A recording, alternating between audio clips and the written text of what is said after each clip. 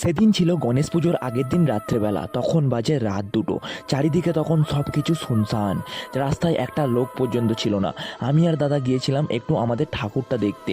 আর বৃষ্টি ছিল আমাদের নাচের ক্লাসের মধ্যে বসে একা একা আলপনা দিচ্ছিল। তারপর আমি আর দাদা আমাদের ঠাকুরটা দেখে এসে দুজন মিলে ঠিক করলাম বৃষ্টিকে ভয় দেখাবো। তারপরের সিনটা তোমরা শুধু দেখো।